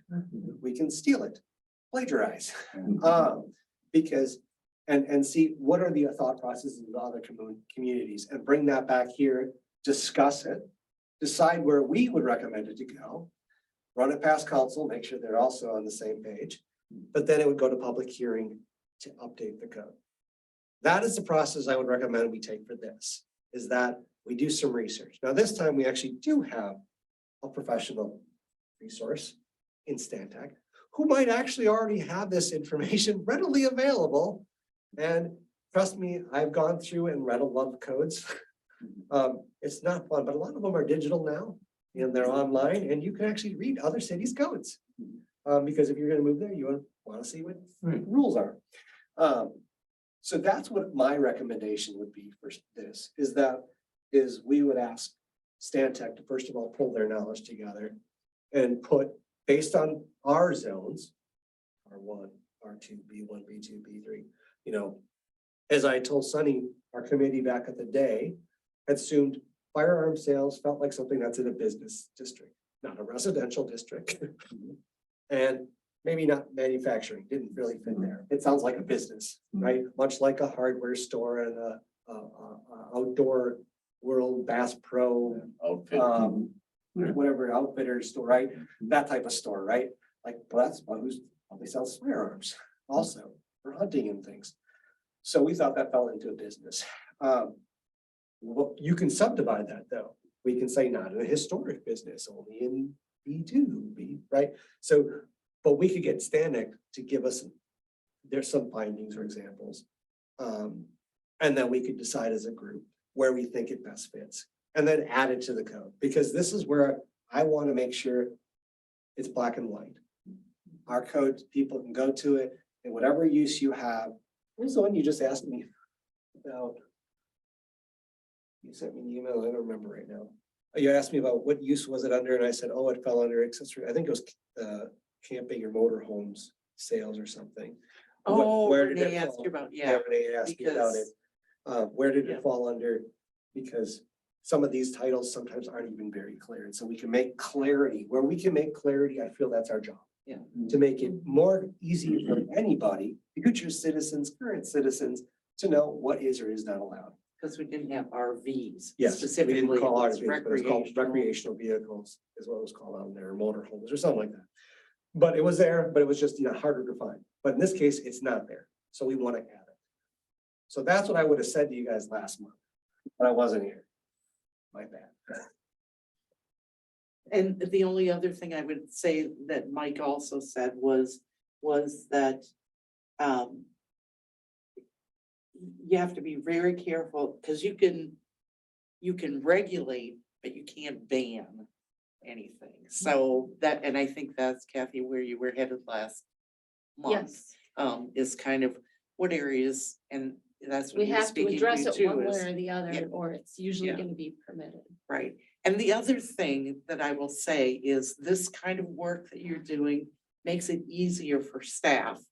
Because when people come in and say, you know, can we do this? We can look at this chart, this wonderful chart, and be able to say, Thank you. you need, I'm serious. This property is zoned this. It's permitted, all you need is a building permit. You know, or you need a conditional use permit. So my, So that's kind of, Kathy, one of the things you're looking at, what else do you want to regulate during these times? We were taking a look at the gun thing. And I just came across here and it's clubs or lodges, adults only, okay, and it's NP on all of them. So there's things that were already. But it's what is the definition, then you get to that where Right, they yeah, say but that's not which what is we nice, are. at least there's some stuff that you were looking at that's in there already, so. Well, it's in there, but then the argument would become is if they come through, they might say they're not that type of business, they're a different one that's not. And if the code doesn't spell it out, it makes it really difficult in the office. and it makes it difficult because like I said, I was on planning and zoning back when some stuff came in and there was nothing and you're like, well, it's kind of like a club. It's kind of like what it is, but it's not really. Well, and that's where Stewartville had trouble a number of years ago, where they had adult businesses that moved in. But code didn't, next to a church, but there were no setbacks and there were no conditional uses that could be thrown at that one because the code was open. Where you did have a lot of towns update some of the adult use ordinances that were out there. I know the township had put some stuff in. So that's why when we added this chart, it was the first step in the right direction. To get us going. And even with firearm sales and things, there are certain things that you may always want to just review. So that you don't have 500 places of something selling something. It doesn't have to be firearms, it could be anything, okay? Candy, I don't care, whatever you want. You know, eventually you may want to say, yeah, maybe we want to make that conditional use permit so that they at least got to come forward and we can make sure, does the city need another one? Look, I feel in Rochester, we have so many banks and things like, we really need more banks? I don't know. Probably not. I don't know. Unless people have a lot more money than me. Kathy says you only need to think big. Big I make think it the short. supply and demand would take care of most of that. I mean, if Yeah. you're gonna have way too many people selling candy, they're not all gonna make it, I think like the anything else. other thing you see sometimes beyond just the permitted or not permitted or conditional is for certain types of businesses, a set amount of yards away from another business like a school or a church, where you saw with a lot of the adult ordinances that did get put into area towns where it might be permitted, but you also had to meet for setback requirements from other businesses or types of businesses.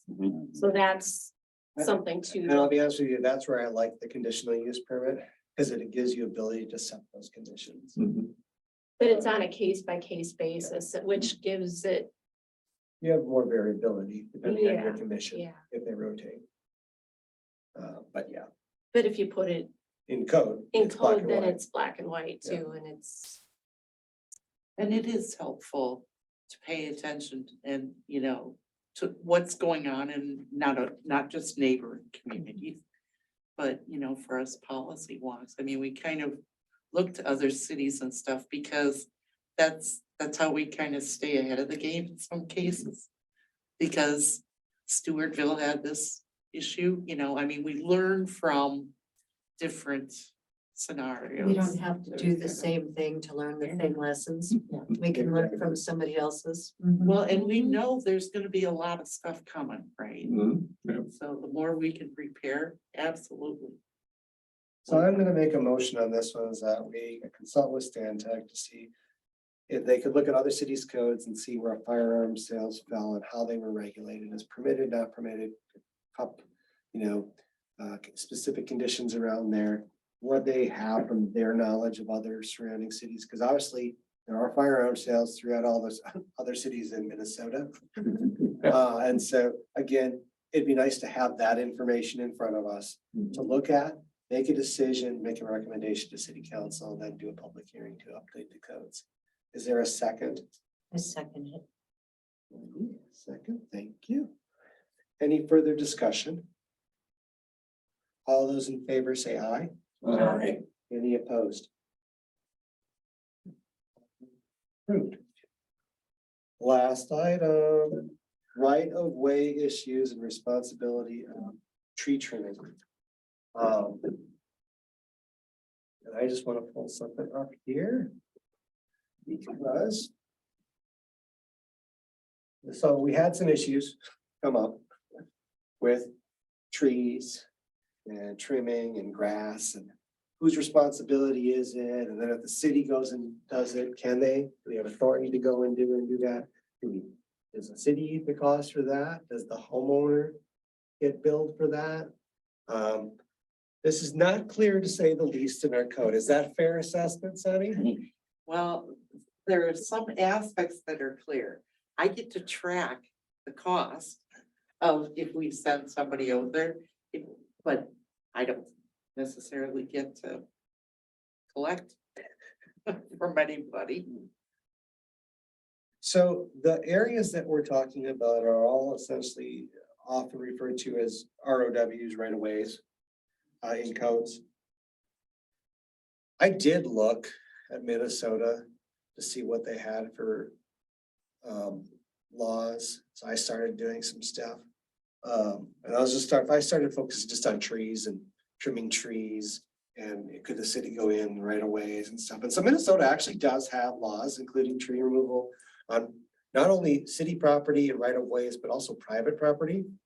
If you didn't know this, the city has the right to go in and remove trees from a private property if they're judged to be a hazard to other trees or people in the city. The state of Minnesota also has rules and regulations regarding hazard trees, limbs, nuisance trees on private property that allow them to be removed for the safety of the public. I didn't know that. So there are some laws in existence. So like a lot of these things also, like Rochester has stuff for right of ways. You can't put dump like dirt and gravel and stuff in right of ways and block the street. You can't push your snow into the street and block or create barriers in the right of way and stuff. So part of this made me think, gosh, what do we have? We have a little bit of that language. Tiny bit, but not a lot. We're pretty weak. And Kathy had mentioned to me, what kind of teeth or sort of meat do we have behind a lot of the enforcement of these regulations? And the truth is, I think Sunny just told you, very little. We get a little bit, but not. It's very little, but it's not very clear and it doesn't lay things out nicely. And we've seen instances already where sometimes people don't even listen to cease and desist orders. And so for all of these things, these are areas where I think our code needs to be beefed up.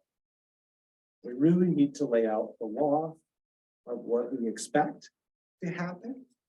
If what we expect to happen doesn't happen, what the consequences of those actions are. Very important element. Consequences are key. Yeah. And so laying out consequences and penalties and things like that, I think would help not only city staff, but also better enforce our community. I think, Jim, you had in the past mentioned things like there are people who haven't paved certain areas or put up Trees, green areas. green areas between properties that were Yeah. part of the conditions of their approval. Fences. Fences and the such, and so, but we don't really have things in our code that says, oh, well, we said you have to do it, but if you don't do it, what happens? Nothing. And so there should be a well laid out process, consequences, AKA penalties, financial, legal, etc. That would go into play here for that. Where I work, I mean, even raising my kids, I try to teach them there's consequences for actions. Absolutely. All right, it's an important lesson. And without consequences, people stop following your rules. And And so without rules, civilization falls apart. it does. Mhm. It does. So to me, this is an area where, again, I would love to have Stantec and others pull together some stuff for us. Because there are so many, I don't call them gaps, weaknesses, holes in our code that I think we need to address. Another one too that came up that Sunny and I were talking about is when we have engineers, Stantec come in and do the work that they do, people want to have variances and zoning and that type of stuff. We're eating a lot of those charges that there are as a city and you know, if somebody comes in and is serious about doing this stuff, I think that they should be billed back whatever charges Stantec charges us as a part of the filing. You can do fee plus whatever else is involved. You know, and I think it's just fair. If you're serious about buying something or doing something, you should be able to have an engineer, whether it be Stantec or somebody else, put that together. Their cost, not ours. You bring up a great thing. Our fee structure. I've only been doing this for over five years. I don't think it's been updated. When was the last time it had an increase Oh, well, for the permits and stuff? Like the 250 application. it's every fees? year. It's every year that the city adopts a new one. But when we There raised are it, only like, well, I can't Yeah. speak to my. Well, and that's one, but I think it's over and above too. But whatever our fee currently is or hasn't been raised to, whatever It it is, doesn't it's not cover it. even coming close It to. doesn't. Not even, so Paul, what there is, he's charging us for what's Which going on means tonight. That's. Every like- application that comes through, the rest of the city is subsidizing. Absolutely. That application. And so one of the things that I would love to see change is if you have a really good code, you minimize the number of applications that come through because it's only the ones that we need to come through.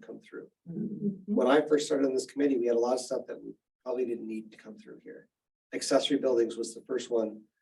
And you know this, Scott knows this, because that's, I think, why he joined. Because he wanted to put an accessory building up.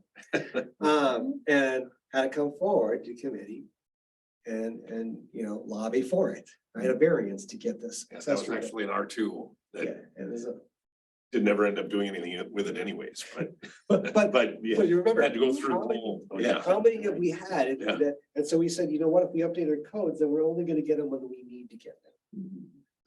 And then to your point, Jim, and to your point, Kathy, and to Sunny's point, ultimately, the application fees and things should cover the services needed by the city, whether it's city staff, whether it's Joe Palin, Stantec engineer, whoever, that's got to go and make an assessment for drainage or septic or, you know, all of those fees, the city shouldn't have to eat that, Right. right? We're not doing it for the city's benefit. We're doing it for the applicant's benefit.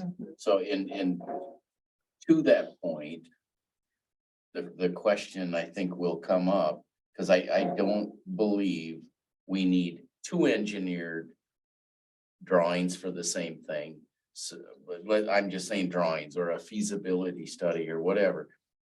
Because let's say I want to put a building up or I want to put something up and it's going to require an engineer to put together the specs and put together, you know, whether that can happen and where's my drainage need to be, things like that. So if the homeowner or the person coming for the permit says, I'm gonna have that done. So here's the question, do we allow them to hire an engineer on their own? Or does it have to be Stantec? And I know we want to CYA the city. But do we need to double up on that. You know what I'm Couldn't you say saying? that For he- instance, the wall. So we hired Santec to do the feasibility study and, understand, what the wall needed to be. But let's say that homeowner was going to do the same thing.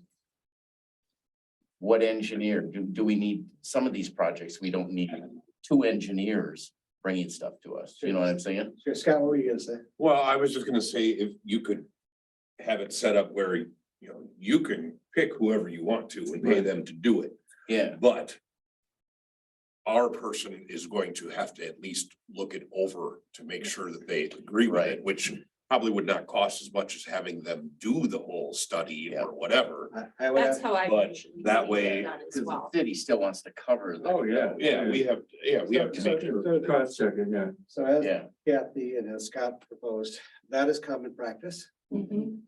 If you look at it, not everybody I know on this committee is on water and sewer, but I'll tell you, for the sewer plant, the contractors have come up and said, we can't get the aluminum dome, so we had to go to another vendor. They have it all engineered, but we still, because we're vested, $40 million vested into the sewer plant, right? You still want to have a secondary look, but to your point, it's a less expense to review something. Right. And this happens in other cities and other places and other businesses. We do it at work, my work as well. There's a secondary review. It's a cheaper review, right. but you do it because that person is hired by the city, is looking out for the city's interests. The first person's engineer is being paid for by me, the applicant. I'm technically the customer, looking out for my needs, Mhm. wanting to be compliant, and I have no doubt they're gonna do a good job. Yeah. But you still want a second set of eyes for these things to look at. That approach, though, is less expensive to the city. Yeah, it's kind of like the Well, storage units. Austin, when he wanted to do the outside storage, he brought McGee and Betts Yep. in. Yep. They did all this engineering work, site plan, everything. Yep. So we didn't have to necessarily repeat that. Yeah. So, Joe just looked at it and You'd have approved it. right, And and that said, is okay, their that job person's as good. the property owner. They're the ones that should be doing that. Well, I Yeah. have a question. Hold on one second. I have a hand from our audience. Allow me to speak. We do have a security agreement for those kinds of situations that you're talking about, Jim, Mhm. where like Austin, he brought the drawings to us. And because that was a development required us to look at those drawings, Right, we set up a security agreement, sitting with with Austin, up to say $5,000 or whatever, some limit, we get a number from Joe. Joe reviews it. And all of his expenses go against that security agreement. So the Oh. city doesn't pay for that. That's for large Okay. developments and projects. Yeah, but- So but just that- to be clear, this security thing is not for small things. Like if I just come and want an accessory building, there's no security. That's for large development and projects. There are these funds that the city can have access to for some of these services. So what Ryland is saying is absolutely true. and that's But I that's think- good to know. Yeah, that's good, but I I'll think these recognize- are, hold on. Recognize your spouse. She's been very patiently waiting. So my question is, if a person chooses to go with a private engineer, and then we have to have a city engineer sign off on it to make sure that it is up to spec. You We're shouldn't on have the, to pay for the site we're on the hook for the city's second approval. so you have to be paid back, so that'll all be a part of the In the- fees. Currently, right now, to be frank, Yes. we are losing money. Yeah. So for every $250 that someone puts forward for something, we're probably putting $500 worth of effort. Now, I'm making these numbers partially up, but we're At losing, least, okay? yeah. The point being is, Say some of it's, in thousands. Yeah. Santa can be, so right now, That's the right. city is funding that effort.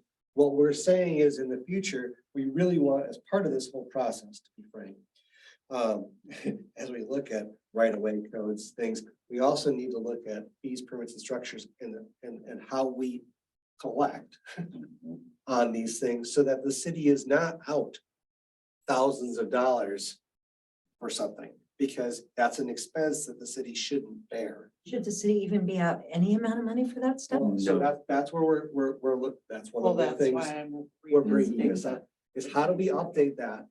Because you can't just set a flat fee, because I really believe it does vary by project, but you could write it into your code, right?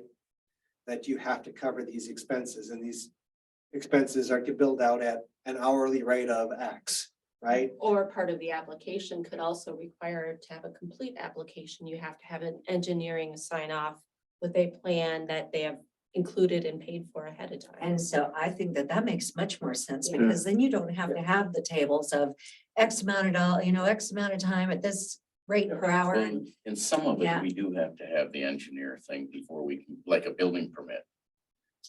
You do have to have, I know I had to have an engineered drawing. Yeah. Or for lot split, I had to have it surveyed and everything Yeah, it first. requires surveys, and Yeah. obviously So they pay for some of that's surveys. coming that forward seems most already. fair to me, because then they know that stuff up front. Yeah, Right. oh, yeah, I mean, it's if, and then you know if you're serious or not. Otherwise, just coming and playing around, it doesn't cost them that much, and the engineering gets done for free. So my we pay for question. And so if, I mean, and if somebody hires somebody on their own to do what they need to have done, then you could probably have a flat fee on there that it's gonna cost for our people to verify that it To sign is off. up to stuff with Yeah. what we require. Another But thing is, we know how long that would take, probably in general, where you could say, okay, that's. If you have it all done, it's X amount of dollars for our people to look at it. And do we know what other cities are doing? Well, I was gonna tell you just a brief story. It's the Collecting developer escrows is what we call them up in. What is it, collecting what? Developer escrows. Okay, As opposed to security things.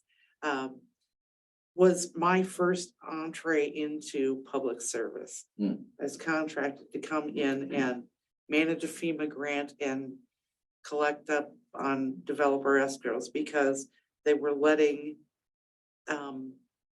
we were using planners and yada, yada, yada without collecting the money from the developers to make sure we were gonna cover that. Because you post an escrow and you draw against that, but when it starts getting, they need to pony up a little more, and so you're not out thousands of dollars. so that's kind of like what Ryland was saying. Right. yeah, the security, But that's one of the things that I noticed about your fee schedule, and I'm working to make some changes on that. You've only got like 3 different line items that allow you to do the fee plus legal and engineering fees. We need to look at more of those things, just adding that simple language and then tracking it properly. Again, with the updated, corrected chart of accounts, so that we can start doing that. But yeah, that's definitely something that you can do by adopting in the your fee schedule. I don't know that it necessarily has to go even through the code book.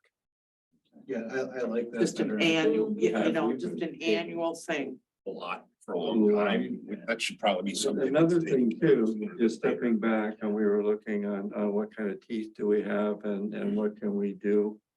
You know, when they violate what we're trying to get taken care of, is legal fees that are assessed, that if we need to go to a lawyer, that person has to pay for those legal fees too. So it takes us out of the city, so we're not paying those fees if it gets to be to that point. You know, if you remember that NAC. Was that a NAK? Is this ringing any bells to anybody? That application set of, Ryland, what was that about? For some reason, I like to think about natural killer cells, medical terms. That's not what we're talking about here. NAK. Was it a Kraus project or something? The first part of your. NAK.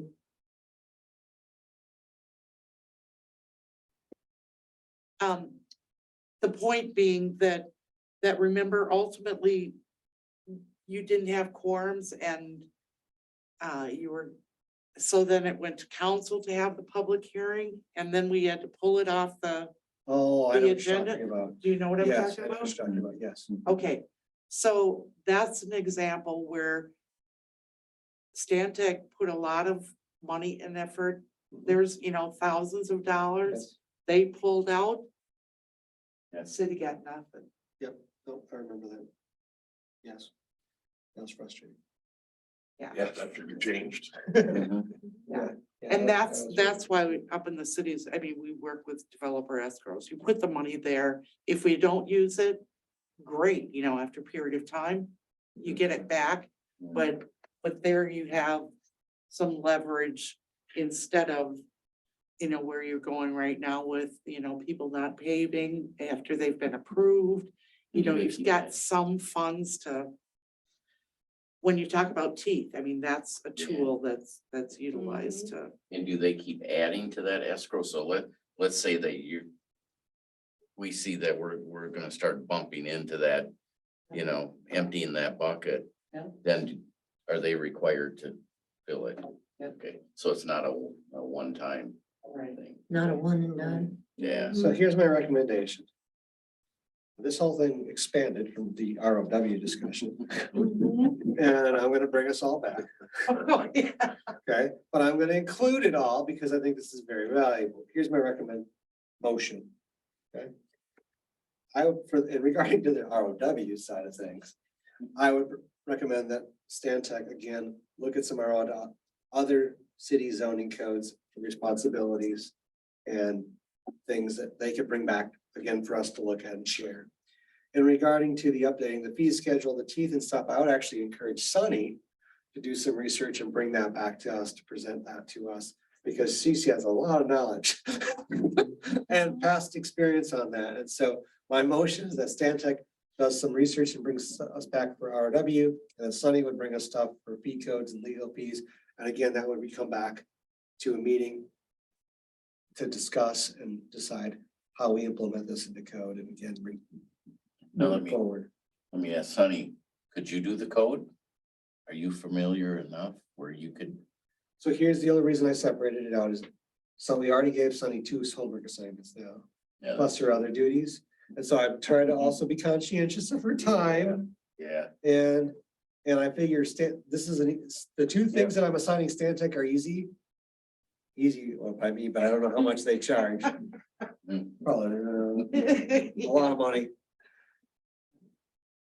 But Cindy, are you the personality type that if we're asking you to do too many things, you're gonna go, Oh, yeah. okay, good. Oh, yeah. Well, and the other thing that I will point out too is I have a meeting coming up on is the 25th of Tuesday, Yes. meeting with CETA. So, they do some of that consulting, planning kind of things that you already have executed a contract with them so too. Sunny, I guess, would you be able to do the ROW stuff as well, or no? I don't wanna, I wanna be respectful of you. I think we can do that. You can do that too? internally. Yeah. Okay, so I'm gonna modify my recommendation, is that for this one, Sunny would look up internal staff, city staff, Sunny and Renee. Could look up the information for surrounding counties. I also would recommend looking at Minnesota League of Cities. Yeah. They're a great resource. They have done this before. I've contacted them personally when we're doing our future land use plan. I contacted them when we did that chart. And the people up there were very helpful, and they sent me stuff. Free. They're free. Yeah, they're free. But I believe we also send city council the training to Minnesota League of Cities. Don't Yeah, you we guys have. still do that? Yeah, you've got that Coming on too. down. Yeah, so they're a great resource. They're there to help. And Oh, they're great. and I just asked them, give me copies of this, and the only problem I had is it took like 3 months to get something from them. They're Not better very that way. fast. But they are free. They're free. Free. I like free. We got one of the 2 Fs, free but not fast. So my motion is that Sunny would actually look for fee schedule, the ROW and legal fees, and bring that back to planning and zoning. Is there a second on that? Second, Quick thing, Hold on, we'll get to discussion. Hold your thought. Second by Jim Phillips. Now, is there any discussion? just wondering, do we want to put a priority on those 2 kind of separate things as to which one we want to try and get done first? as far as the, the application fees, that sort of thing, or the other? Well, those only get updated annually. They need to be adopted at the first meeting in January so that they're effective 2023. So that's already on my list. Okay. Yeah, so, and that's part of what that whole budgeting process Okay. was too. There was a meeting, I attended it. Your first one. So would the enforcement and violation fees be in that same bucket of what you're looking at, or? Yes. And is there a difference or a call out where is it a zoning violation versus your dog is barking too loud? That's where we're talking about making that difference. Yeah, and that's where I'm wondering, right now it's all into one code, and if we can do a zoning versus Yeah. the city ordinance. To me, if you're not paving your parking lot and you're passed on this, that's a fine that could have a comma in it, where if your dog is barking, you're not gonna have a comma in that one, and Right. to me, you need two different fee schedules when you're working and looking at those. So Sunny, we just gave you a bunch of homework. But first, finish the vote. So we have an initial and a secondary. All those in favor say aye. Aye. Any opposed? Sunny, now we officially assigned you homework, sorry. This is why I'm here, right? I mean, seriously, that is my job, Great. so. For help, if you need it, I'm a policy one. All right, it is 9:04. Do I have a motion for adjournment? Make a motion to adjourn. Oh, go ahead, Jim. All right, Jim, I'll we'll second. give you Richard will give you the primary and I'll do the second. yeah, I'll give you the second. All those in favor? Aye. Nobody's opposed.